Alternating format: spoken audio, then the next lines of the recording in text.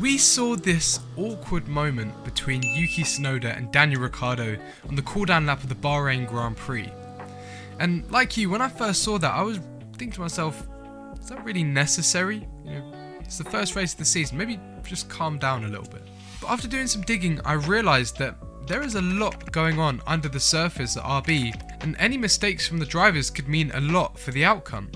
So what's going on? Well, Liam Lawson is going to be in an RB seat in 2025. Helmut Marko has confirmed this. But 3 drivers into 2 seats doesn't fit. So that leaves Daniel Ricciardo and Yuki Tsunoda in a straight head-to-head battle in 2024. Literally driving to survive. Red Bull is firing one of their drivers at the end of this year. And we saw in Bahrain that already the pressure is getting to the drivers. So how have they compared as teammates so far, and who will Liam Lawson replace? Well, we've got some data that gives us a hint. But before we answer those questions, it is important that we get a little bit of a background on the Red Bull driver program, of which all of these drivers are a part of.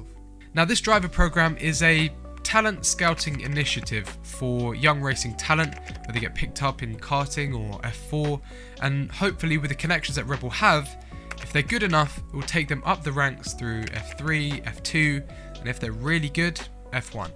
Now, RB traditionally is the junior F1 team for Red Bull Racing, and it's the place that the really top level talent goes for a year or two to impress the Red Bull Racing bosses to determine whether they'll get into the senior team or not. This setup is known for being a ruthless way to grind through junior talent to get to the diamonds. For example, Sebastian Vettel and Max Verstappen. But 2 things have gone wrong with this program, which has led to Yuki Tsunoda and Daniel Ricciardo essentially fighting for their careers. The first thing is that no one has been able to match Verstappen or be close enough to be a rear gunner like Bottas was for Hamilton from 2017 through 2020. And this has meant that Red Bull has churned through a lot of their talent much quicker than planned. Think about it, we had Brendan Hartley, Pierre Gasly, Alex Albon. Their talent just hasn't been good enough. Now, the second thing is that they've changed the use of AlphaTauri, now RB, by going outside of the talent pool and the Red Bull driver program for their Red Bull Racing second driver, and then they rehired old talent into RB, which is not really something they've done before. So there's just been a real breakdown of structure within this program, which has led to this bottleneck that we see today. Now they have talent they want to get into F1, but Daniel Ricciardo and Sergio Perez are blocking him, so Lawson is stuck now waiting for a seat to open up, which will ultimately be whoever performs worse at RB this year. But Red Bull Racing obviously rate Lawson enough to have put him as both Red Bull Racing and RB reserve driver this year. So if he's so good, why didn't they bring him in sooner? Well, we need to get some context to answer that question. Now, Yuki Tsunoda hasn't set the world alight as Red Bull Racing expect of their talent, a la Max at Spa in 2015. And as such, they didn't promote him into the main team. But they didn't want to make the same mistake they did before. If we think about what happened to Red Bull Racing just a couple years prior, they dropped Alex Albon at Red Bull and replaced him with Sergio Perez, who actually ended up being slower. So the risk with dropping existing drivers to bring in a new driver is, well, you don't know if they'll perform worse than who you had before. But that risk is even higher if they're a rookie. So the problem Red Bull management have faced is that they didn't want to drop proven talent for an unknown. That's the reason why Lawson hasn't got the seat sooner. But there is a problem with that logic. They had the chance to compare Yuki and Liam at 5 races last year to see who would be better or not. If we look at the data that I've put up on screen, I've basically just done a head-to-head battle between Yuki and Liam Lawson for both quali results and race results. We can see that Yuki Tsunoda comprehensively was faster than Liam Lawson over 1 lap, which, if we think about it, makes sense. You know, he's been in F1 for over 2 years. He knows how to find the limit of grip and the limit of the car as well. So to me, that makes complete sense that he would have beat Lawson over 1 lap. But if we look at the race results, we can see that Lawson, in my opinion, destroyed Yuki Tsunoda in the races. And this is a rookie, don't forget. You know, this is the first 5 races he'd ever done in a Formula 1 car during a live Formula 1 season. Think about Carlos Sainz, right?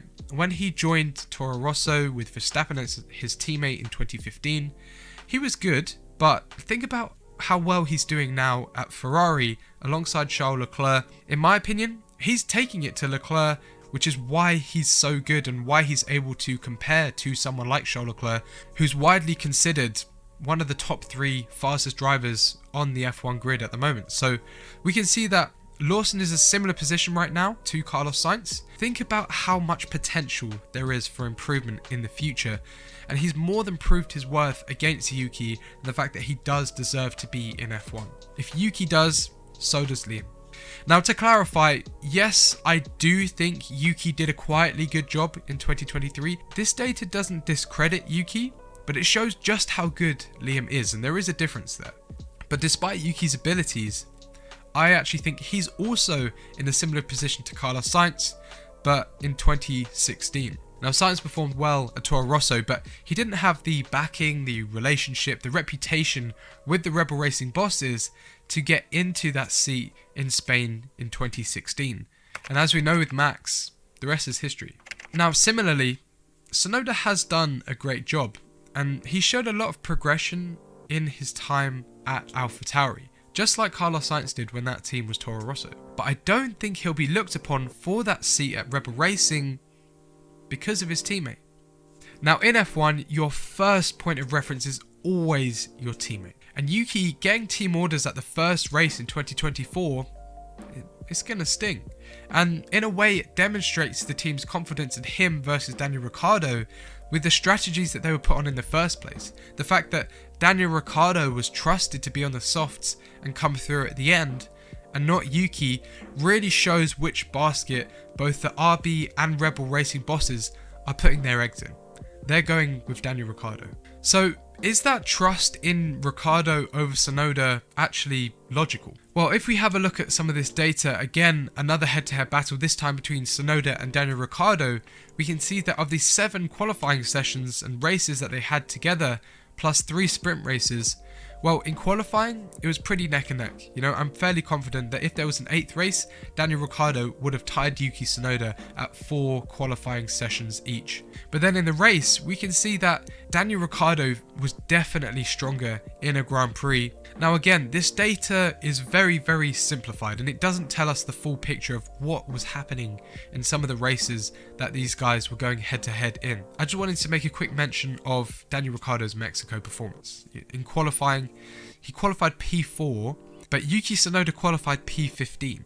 But it's not just the outqualifying of Tsunoda. He also outqualified Perez, who was in the RB19, the most dominant F1 car in the history of the sport. So if Daniel Ricciardo can keep at this peak more consistently, well, I'm confident he will blow Yuki Tsunoda out of the water and reprove his worth to be in F1 to those Rebel Racing bosses that are looking at his performance.